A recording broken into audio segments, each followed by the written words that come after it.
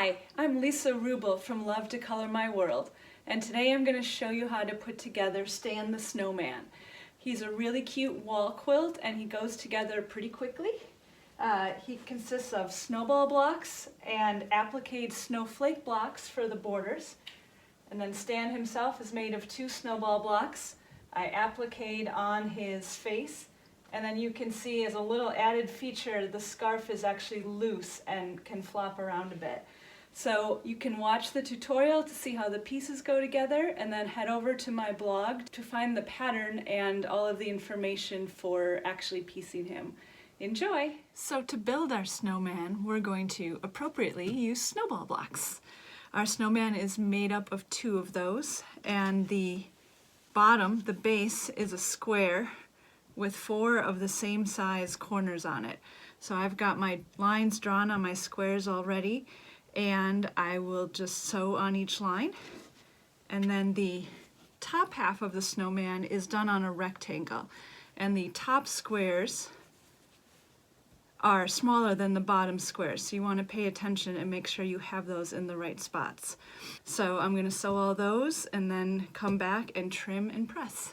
So for each of the 8 corners that I just sewed on, I'm going to put my 1/4 inch line on the seam that I sewed, cut off that corner, and then I like to press to kind of set the stitches and then press the corner open. And if I do those for all 8 corners, I will end up with my 2 snowball blocks that will make up my snowman, 1 square and 1 rectangular. So the next step is to make the scarf for the snowman, and I've decided that I want my scarf to be dimensional, to have the 2 ends of the scarf that can move away from the snowman's body. So I've got a piece for each of those 2 scarf ends, and I've folded them in half. And what I'm going to do is stitch down the long edge to make a tube and then turn it right side out. And I've used a woven fabric. This is from Warp and Weft by Modern Quilt Studio. So then I'm going to fray the ends to make it look like the little frayed ends of a scarf. But I don't want the long edges to fray, which is why I'm going to do a tube and turn it right side out. I've got my 2 tubes made, and I'm going to press them so that the seam is down the back. And then as we put our snowman together, I'll show you how these get added in. So we're going to start building our snowman just like a real life one, from the bottom up to the top. So I've got my body right here, and then the next row above it will be the scarf line, which is the scarf part that wraps around the neck, and then 2 background pieces. So I'm going to sew these 3 pieces together, and then I'll show you how the scarf pieces go in as we join those 2 sections together. So now it's time to lay out our loose scarf ends. So what I've done is I've set out my bottom block, and I've got both scarf pieces laid down. You want to make sure that the raw edges from your loose scarf pieces are above that top edge of the block, so you know they get caught in the seam allowance. And now that I've got those where I want them, and notice I've got mine overlapped, and I've got the longer one kind of angled and this one straight up and down, just to create some interest for them. I'm going to put multiple pins in to position that in place. And then I'm going to take my scarf row and lay it on top, and then pin that in place as well. And so I will be sewing all of those things together. If you'd prefer to baste stitch those loose scarf pieces in place, you can do that first. I'm just going to do it all at once, and then I'll trim off those extra scarf pieces that are overlapping through the top. So I've got my scarf sewn on, and you can see the ends are loose, and what I'll do is fold that back over and then trim off the top edges to the 1/4 inch seam allowance. And then when you press it, you want to press away from those loose ends so you're not folding that extra thickness over. So I'm going to press that And there we go. The body of the snowman is done. So now we're going to move on to the head. And we'll assemble those pieces before we sew it onto our body. So the head consists of our snowball block for the main head, and then the brim of the hat, the top of the hat, and then two background pieces that go on the sides of the top of the hat, and then two background pieces that will go along the sides of the head. So I'm going to sew the top of the hat to the background pieces, and then join that to our brim, and then join this section to my snowball face, and then add in the strips on the side, and then we'll be ready to put the head block on top of the body block. So here's my snowman head. I've got my hat, my face, and my background, and I'm going to join it to my snowman body so that my snowman is all done, no cold fingers needed. So I've got my snowman all assembled, and now it's time to add a little personality with an appliqued face and buttons.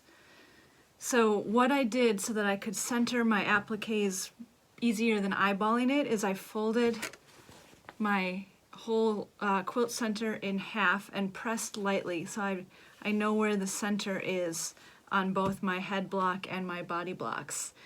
And I've got the pieces cut out that I'm going to applique on. I've got two big buttons for the body, my carrot nose, two eyeballs, and four little tiny coal pieces for the smile.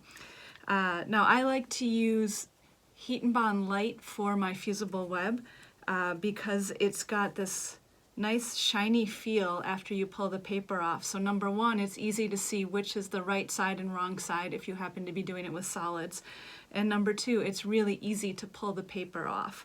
So I've used the templates that are available with the pattern on my blog to cut out all of these shapes. I've got my coal pieces and my carrot, and I'm going to lay them in place and then fuse them down. So I've got my two eyeballs to put on, my nose right below that, and then my four smile pieces, two on each side of that center line. There we go. And then down here I will put the buttons on the body, kind of on the top half. And I've got my scarf folded off to the side so that it stays out of the way. Now I'm not going to use a decorative stitch to applique these in place because I'm using it as a door quilt, a wall hanging, where it won't have as much handling. I'm just going to catch those in my machine quilting when I put it all together to help hold those appliques in place once I fuse them down. The snowflake and snowball blocks are really quick and easy to make and a lot of fun. For our snowflakes, we'll be using fusible web again, and you'll be cutting out this little 8-pointed snowflake shape, and then just pressing it onto the center of the square. What I like to do so that I know I've got them centered on my square is to press the square in half in both directions,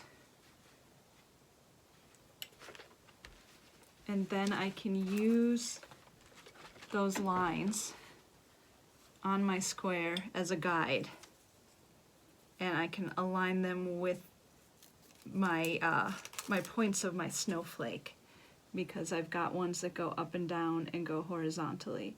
So you just want to look and make sure that your snowflake is about equally in from all four sides, and then look on those crease lines and press to secure it in place. And just like that, your snowflake block is done. So for my snowball block, and this is the block that started this whole project because I got involved with the Snowball Block Challenge project and designed this cute little snow guy. we're just going to be adding these blue background corners to a white center square to make snowballs.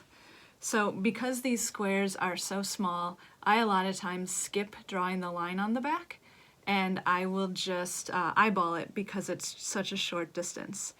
And so what I'll do is get my 4 squares ready to go, face down or right sides together with my white square, and then I'll stitch along one, lift the foot, pull a little bit to get some excess thread, and then stitch along a second diagonal, lift the foot and pull, and then move on to the third, and I'll sew all 4 on before I cut any threads. And once I've got all 4 sewn on, then I will trim the seam allowance, trim those corners to 1/4 inch, and press those 4 corners open, and I'll end up with a snowball block just like this. So we'll be making 12 snowball blocks and 12 snowflake blocks, and then we'll be adding those as a border to our snowman. So after the snowman center is assembled, next we'll be adding on the pieced outer borders, which are made up of a combination of snowball blocks and snowflake blocks. The last step before machine quilting is to add the stick arms to the snowman. You want the snowman arms to extend onto the snowman body, and then they will go across at least that first border, maybe farther. And make sure you move the scarf out of the way as you fuse them in place. Now it's time to layer your snowman wall quilt with backing and batting and machine quilt it however you like. And again, don't forget to move the scarf as you machine quilt it so that it stays loose. And here's my finished Stan the Snowman quilt. I bound him in the same blue that I used for the background. I gotta say, I love how that blue looks like a blizzard. But I'm gonna hang him up on our wall for the rest of winter and then pull him out next winter to hang him again. I hope you enjoyed making a Stan the Snowman quilt yourself, and I'd love to see pictures of yours, so make sure to tag me at LisaAaron1121 on Instagram.